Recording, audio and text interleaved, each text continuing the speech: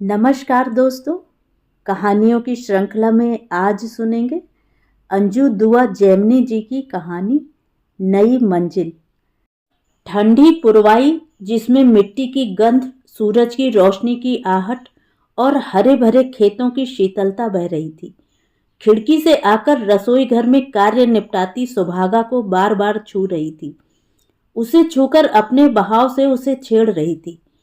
हवा को भी मानो मालूम था कि आज सुभागा के विवाहित जीवन का एक विशेष दिवस है, जिसकी तैयारी में सुभागा प्रातः 5 बजे से लगी है। गांव में वैसे भी सवेरा 4 बजे से प्रारंभ हो जाता है, पर टोडला गांव के दुकानदार वणिक पुत्र सज्जन ठाकुर को कौन खेत खलिहान में हल जोतने होते, जो वे प्रातः उठ बैठते। अच्छी खासी जूतों की दुकान है गांव में। बाकी बाप दादा द्वारा छोड़े गए खेत खलिहानों को बेचकर आई रकम को निर्धन किसानों को वे ब्याज पर देते थे। एक तरह से सूदखोरी का साइड बिजनेस भी चलता था। घर में रुपए पैसों की कमी नहीं थी। सुभागा की किस्मत में सब कुछ तो था। इसके बावजूद उसे अपने वैवाहिक जीवन में रिक्तता का एहसास होता। वह बुझी बुझी रहती।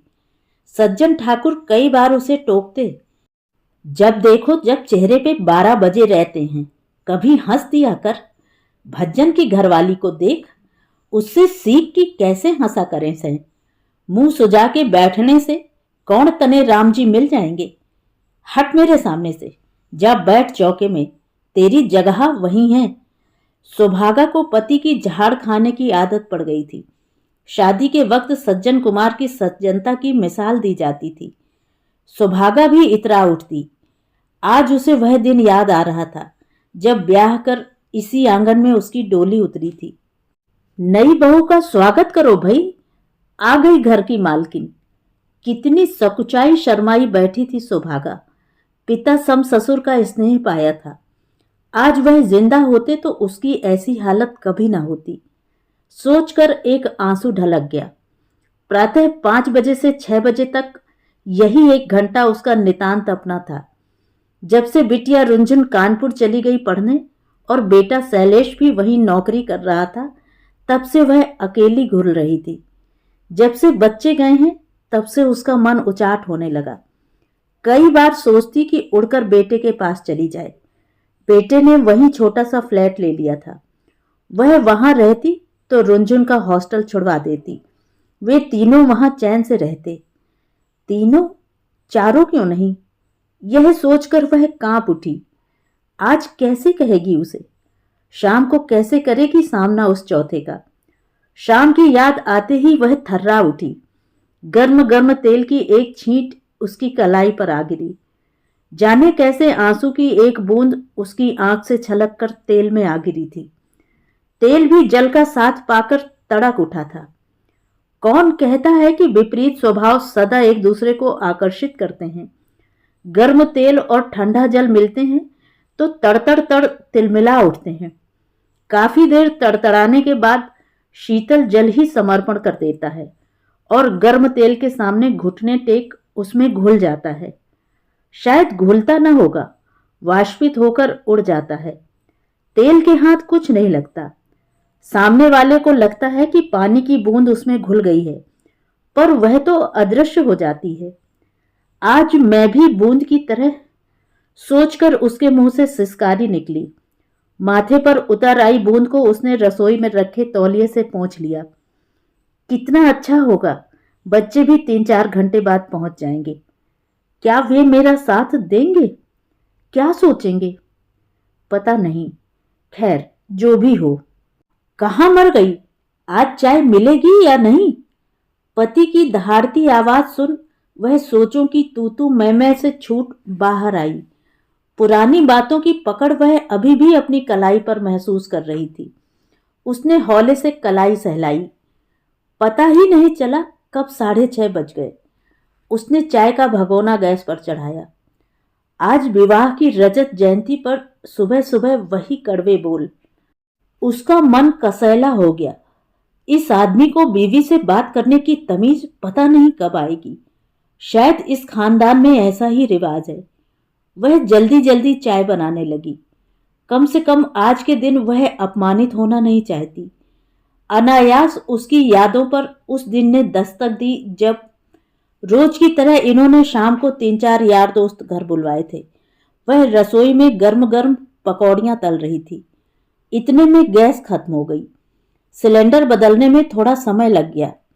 बाहर पिछवाड़े से वह सिलेंडर घसीट लाई। उसने उसे बदला, फिर गैस का चूल्हा जलाया। तेल को गर्म होने में थोड़ा वक्त लगा। इतने में ठाकुर साहब अंदर आए।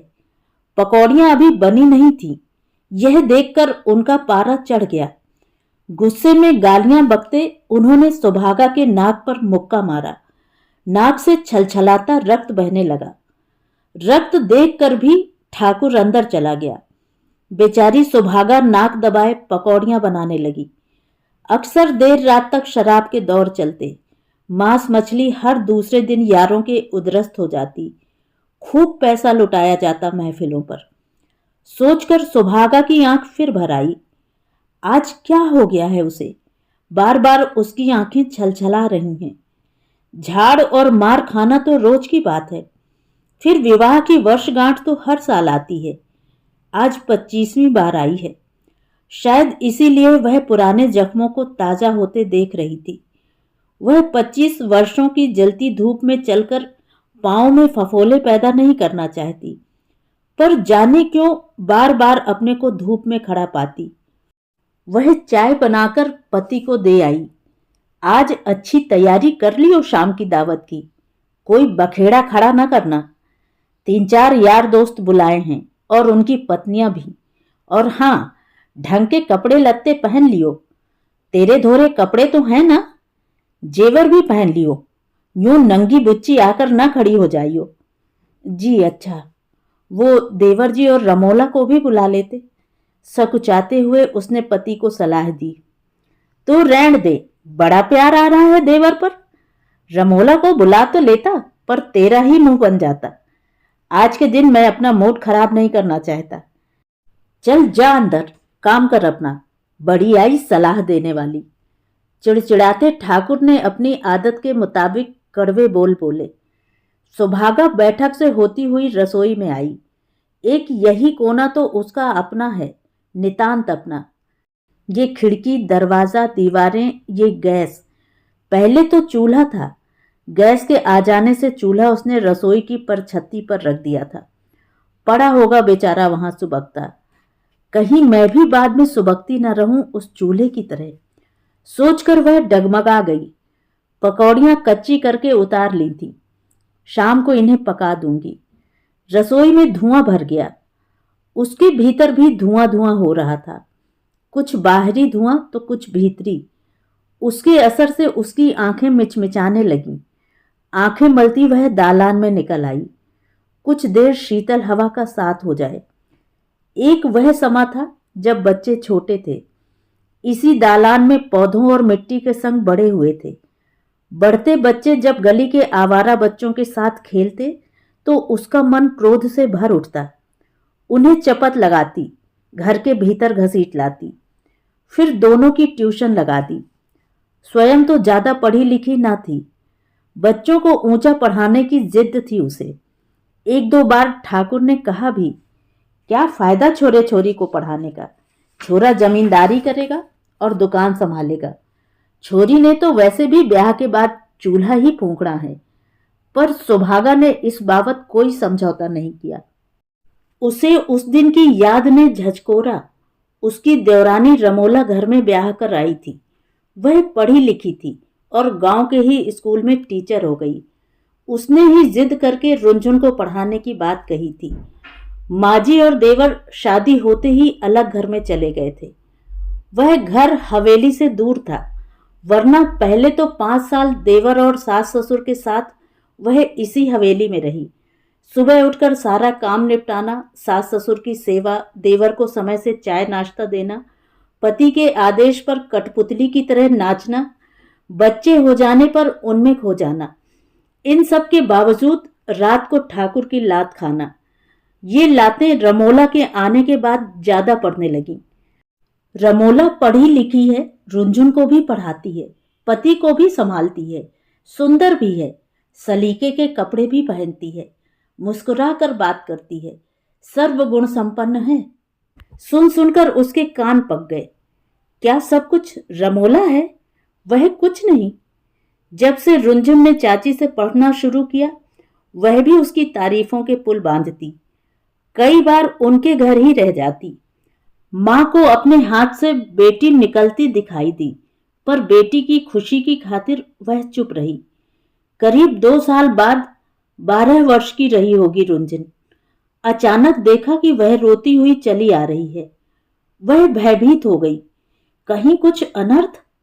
उसने बेटी को खींचकर सीने से लगा लिया, उसे प्यार से पुचकारती रही। थोड़ी देर बाद रुंझुन चुप हुई तो उसने जो बताया उसे सुनकर उसके पैरों तले जमीन खिसक गई। उसने बेटी को समझाया, खबरदार यह बात कभी मुंह से निकाली तो तुझे मेरी कसम, तेरे सीने में यह बात हमेशा दफन रहेगी। तूने कुछ नहीं सुना, तूने कुछ नहीं देखा, किसी ने कुछ नहीं किया। बुदबुदा कर रह गई। बेटी ने मां की बात रख ली। तब उसने बेटा बेटी को हॉस्टल में भेजने की ठान ली। कानपुर में भाई की देखरेख में बच्चों को भेज दिया। वह बात तब से हर पल उसके सीने में कील बनकर ठुकी हुई है। ठुकी कील को उसने जब जब निकालना चाहा, वह और भीतर तक धंस गई। उसका सीना ज्यादा रक्त रंजित हुआ।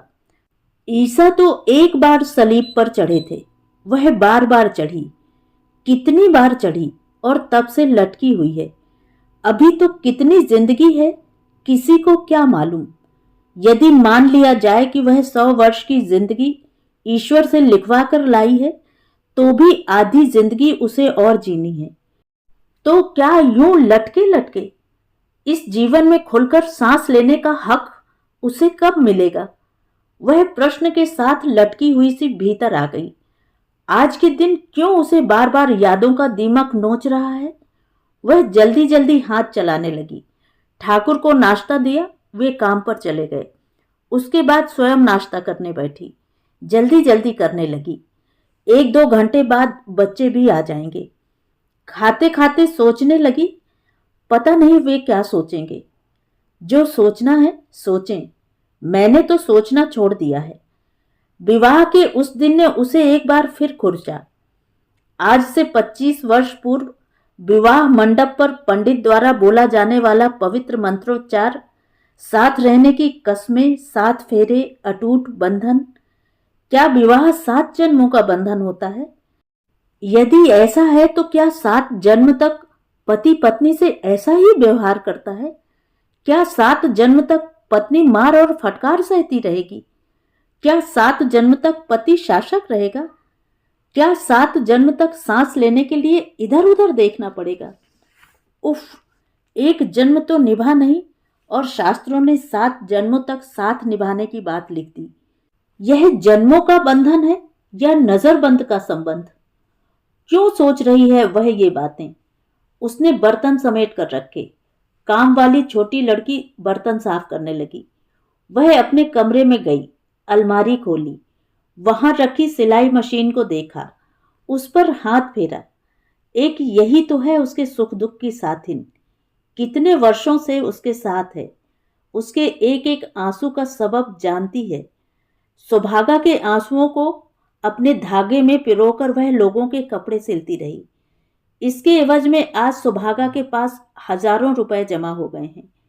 गुल्लक में इकट्ठे रुपयों के लिए कब बड़ा पर्स वह खरीद लाई, कब वह पर्स भर गया, कब नोटों का ढेर जमा हो गया, वह जान न पाई। बस बीते वर्षों में मशीन चलाने में चुक गए दिनों में झांक रही थी। उसने सहेज कर रखी चांदी के रंग वाली पन्नी निकाली, मिठाई का एक खाली डिब्बा निकाला, उन्हें एक तरफ रखा। एक सफेद रंग की साड़ी निकाली जिस पर चांदी का गोटा लगा था। उसे साड़ी के रंग की निर्मलता पसंद थी। विवाहोपरांत जब वह मायके रहने गई तो भाई भावज के साथ नौचंदी के मेले से बहुत शौक से उसने इसे खरीदा था। मायके से ससुराल लौट कर आई। शाम को बहुत इतराकर उसने यह साड़ी पहनी और खड़ी हो गई अपने ठाकुर साहब के सामने। तड़ाक, बड़ा राण बनने का शौक चल रहा है तुझे? मैं मरा नहीं अभी। जा बदल ये मनहूस साड़ी। आज के बाद तुझे कभी देखा इस साड़ी में तो मैं खुद रणवा बन जाऊंगा। उस सन्नाटे को चीरती थप्पड़ की गूंज और उसकी छाप आज भी उसके दिलो दिमाग में उपले की तरह चिपकी हुई है। यह उपला कभी सूखा ही नहीं। गीले कंडे सी उसकी जिंदगी किसी काम की नहीं रही। इतने में उसे दरवाजा खुलने की आवाज आई। उसने जल्दी से अलमारी बंद की और बाहर दौड़ी। शायद बच्चे आ गए। दोनों बच्चे मां से लिपट गए। पूरे 1 साल बाद आए हैं दोनों। कितना दुबला हो गया है रे शैलेश। और तू रुंझुन, तू तो मस्त हो गई है पढ़ाई में। कभी माँ को भी याद कर लिया कर। क्या माँ, रोज तो फोन पर बात होती है। क्या फोन पर बात होती है, एक दूसरे को देख भी ना पाओ, बस आवाजें सुनते रहो और रोते रहो। आवाजें सुनकर किसी का हालचाल कैसे पता चले। और शैलेश, तुम्हारी नई नौकरी कैसी है बेटा। कहते कहते उसकी आवाज भर्रा गई।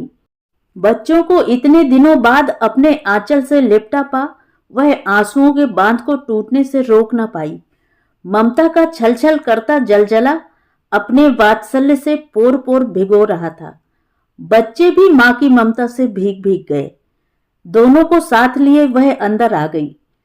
स्नेह धारा और ममता की छाया में डूबते मां बच्चे ज्यों बरसों बाद मिले हों। कितनी अनकही बातें उनके बीच तैरती नहीं, जो बिना होंठ हिलाए आंखों के रास्ते एक दूसरे तक संप्रेषित होती रहीं। जब हालचाल का वेग कुछ मंद हुआ तो तीनों रसोई घर में आ गए। शाम की तैयारी में बेटी मां का हाथ बटाने लगी और बेटा घर को घूम घूम कर देखता हुआ बैठक में पड़े दीवान पर सुस्ताने लगा। मां बेटी की बातें खत्म ही नहीं हो रही थीं। बेटी ने मां की आंखों में तैरते उदासी के बादलों में भरे अश्रुओं के मोटे मोटे जल कणों को भांप लिया था। वह उदासी जो पिछले तमाम वर्षों में मां की आंखों को नम करती रही। मां बच्चों के सामने अपने गम उगाड़ने से हिचकती है, यह जानती है बेटी। वक्त की बयार ने खुशगवार घड़ियों को कब आगे सरका दिया पता ही नहीं चला। 6 बजे ठाकुर साहब ने घर में प्रवेश किया। बच्चों ने औपचारिकतावश पिता को अभिवादन किया। पिता ने जरूर बच्चों से आत्मीय होने का प्रयास किया। पिता एवं बच्चों के बीच संबंधों की खाई इस बार कुछ और गहरी नजर आ रही थी। मां का गम उस खाई को गहरा करने का खुरपा था। ठाकुर साहब तैयार हो गए। दोस्त आने शुरू हो गए। उनकी बीबियां भी साथ आईं। सुभागा ने खान पान का सामान लगाया और आओ भगत में जुट गई। थोड़ी देर बाद वह तैयार होने अपने कमरे में चली गई। लगभग 15 मिनट बाद वह वापस बैठक में आई। वही चांदी के गोटे वाली सफेद साड़ी उसके बदन से लिपटी हुई थी। उसे देखकर ठाकुर ने जी भर कर उसे घूरा, दीदे निकाले और इशारा किया कि वह साड़ी बदल आए, पर उसने उनके इरादों पर पानी फेर दिया। वह टस से मस न हुई। क्या जच रहे हैं दूल्हा दुल्हन। दूल्हे की काले रंग की अचकन और दुल्हन की चांदी के गोटे वाली सफेद साड़ी। एक ने तारीफ की तो बाकी सबने सिर हिलाकर सहमति जताई। दावत शुरू हो गई। खाना पीना चल रहा था। हंसी मजाक की बातें चल रही थी। बीच बीच में सुभागा अपनी दृष्टि घर के एक एक कोने पर दौड़ा देती। गुजरे हुए लम्हों को एक एक कोने से खुरचकर अपनी आंखों में समेट रही थी। ऐसा लग रहा था जैसे वह अपने बिखरे जज्बातों को खोज खोज कर सदा के लिए उन्हें बांधकर कहीं दूर ले जाना चाहती हो। भोजन की समाप्ति के बाद दोस्तों ने तोहफे की बात उठाई। ठाकुर ने मुस्कुराते हुए अपने पीछे रखा पैकेट उठाया।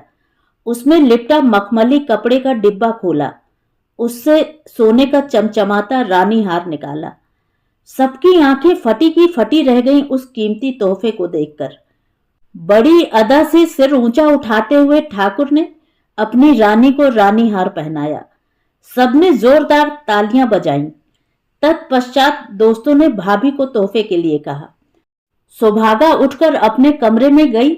वहां से रजत आवरण में लिपटा एक डिब्बा लाई। सबकी आंखों में उत्सुकता चमक रही थी कि देखें इस डिब्बे में क्या है। उसने धीरे धीरे आवरण हटाया, डिब्बा खोला। ठाकुर दर्प से खड़े थे। डिब्बे में से झांकते कागज देख सब चौंके। सुभागा ने कागज उठाए और पति की तरफ बढ़ाते हुए कहा, लो ठाकुर साहब, ये सौगात पिछले कई वर्षों से मैंने संभाल कर रखी थी, आज आपके हवाले करती हूं। क्या है यह? आंखों में हैरानी का भाव लिए ठाकुर ने पत्नी से पूछा। खुद ही देख लीजिए, यह तलाक के कागजात हैं, मैंने हस्ताक्षर कर दिए हैं।